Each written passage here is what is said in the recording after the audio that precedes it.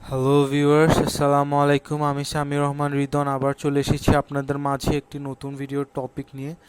তো আশা করি সকলেই জানেন আমাদের আজকে ভিডিওর টপিকটি হচ্ছে প্রাকৃতিক ট্রিটমেন্ট নিয়ে। তো আমরা কিভাবে কোনো খরচ ছাড়াই পাখির কৃমি এবং বিভিন্ন রকমের ব্যাকটেরিয়াজনিত সমস্যা থেকে মুক্তি পেতে পারি। তো সেটা হচ্ছে নিম পাতার সেদ্ধ চা বা নিম পাতার সেদ্ধ দ্রবণ, যে পানিটি আসলে পাখির কৃমি এবং বিভিন্ন রকমের কয়েকটি ব্যাকটেরিয়া থেকে পাখিকে আসলে মুক্তি দেয়। তো চলুন বেশি কথা না বাড়িয়ে কীভাবে দ্রবণটি তৈরি করতে হবে এবং পরিবেশন করতে হবে তা আমরা দেখে নিব এই ভিডিওটির মাধ্যমে।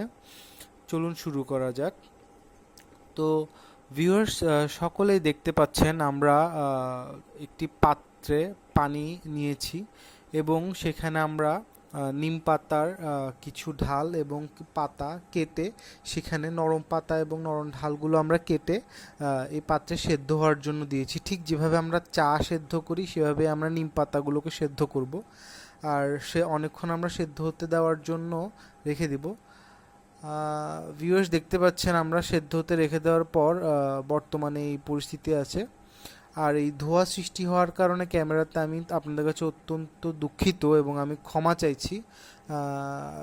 তবে আশা করি আমি আপনাদেরকে একটু দেখানোর চেষ্টা করছি। সেটা হচ্ছে যে দেখুন, রঙটা এরকম হবে চায়ের মতো এবং তৈরি হয়ে গেলে ঠিক কিছুটা এমন দেখাবে।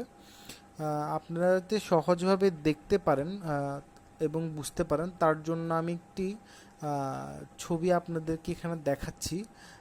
ধোয়ার জন্য আমি আপনাদেরকে ঠিকমতো দেখাতে না পারায় আমি ছবিটি আপনাদেরকে দেখাচ্ছি। এই ছবিটিতে যে রঙটি দেখতে পাচ্ছেন এরকম হলে আপনারা বুঝতে পারবেন আপনাদের দ্রবণটি তৈরি হয়ে গেছে। এখন যেটা আমরা করছি সেটা হচ্ছে যে একটি ছাঁকনির মাধ্যমে আমরা পাত্রে সেই চাটা ঢেলে নিব। আমরা কোনো পাতা বা কোনো ঢাল, ছোট চিকন ঢাল আমরা এখানে নেব না। আমরা এখানে শুধু দ্রবণের সাথে দ্রবণটা অর্থাৎ যে চাটা আমরা তৈরি করেছি সেই চাটা আমরা পাত্রে নিব। রংটা আমি সঠিকভাবে বর্ণনা করতে পারছি না, তবে একটু খেয়াল করলে হালকা বাদামি রং বা হালকা সবুজ বাদামি, মানে কিভাবে বুঝাবো আমি বলতে পারছি না। তো রংটা কিছুটা এমন হবে, আপনারা দেখে অনুমান করতে পারছেন। আমরা এটাকে পাত্রে ঢেলে প্রায় 1 ঘন্টা 2 ঘন্টার মতো ঠান্ডা হতে দিয়েছি। আপনারাও যতক্ষণ পর্যন্ত নর্মাল না হয় গরম পানি পাখিকে বা কবুতরকে পরিবেশন করবেন না। আপনারা অপেক্ষা করবেন, এভাবে পাত্রে ঢালার পরে কিছুক্ষণ রেখে দিবেন যাতে নর্মাল হয়ে আসে। তারপর আমরা নর্মাল হওয়ার পরে আমাদের পাখিকে আমরা পরিবেশন করছি।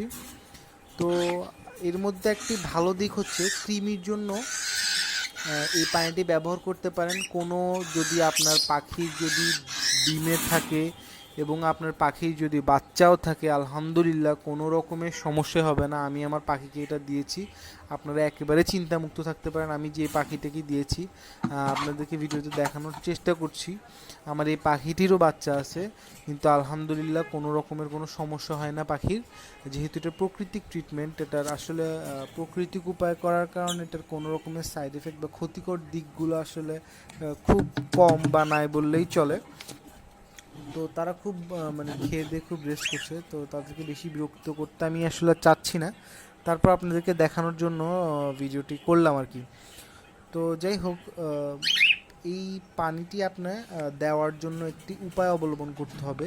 সেটা হচ্ছে আগের দিন এই পানিটি যেদিন দিবেন তার আগের দিন আপনারা পাত্র বিকেলবেলা পানির পাত্রগুলো সরিয়ে ফেলবেন। পাখি যাদেরকে যাদেরকে দিবেন আপনার সকলের পানির পাত্রটি সরিয়ে ফেলবেন এবং সরিয়ে ফেলার পর পরিষ্কার করে একটি জায়গায় শুকনোভাবে রাখবেন এবং সিদ্ধ করে শুকিয়ে দুপুরবেলা 12টার পর বা 12টার আগেও পরিবেশন করতে পারেন। তবে একটু লেট করে পরিবেশন করলে দেখেন আমার কবুতরটা কতটা অস্থির হয়ে আছে খাওয়ার জন্য, কারণ আমি অনেক লেট করে এবং গতকালকে বিকাল থেকে তাদেরকে পিপাসার্থ রেখেছি যাতে তারা জিনিসটা তেতো, যেহেতু নিম পাতার পানি সিদ্ধ করে চাটা তৈরি করেছে, পানিটা একটু তেতো, কিন্তু তারপর দেখুন তারা কি সুন্দরভাবে খাচ্ছে, কারণ আমি তাদেরকে পিপাসার্থ রেখেছি যার ফলে তারা পানিটা খাচ্ছে এবং পানিটা খাওয়ার ফলে তাদের কিন্তু আলহামদুলিল্লাহ অনেক রকমের উপকার হচ্ছে। যেটা আমি আপনাদেরকে মানে বলে বোঝাতে পারবো না। তাদের বিভিন্ন রকম রোগের প্রতিরোধ ক্ষমতা এখানে বাড়ছে। দেখতে পারেন আমার ফিঞ্চ পাখি, তারাও আলহামদুলিল্লাহ খুব ভালোভাবে, দেখুন তারাও খুব ভালো একটা ফিডব্যাক আমাকে দিল, যেহেতু আমি কালকে বিকাল থেকে তাদেরকে কোনো রকমের পানি দেইনি। এখন সকালের 12টা বাজছে, দুঃখিত, দুপুর 12টা বাজছে। আমি পাখিকে এই পানি খেতে দিচ্ছি।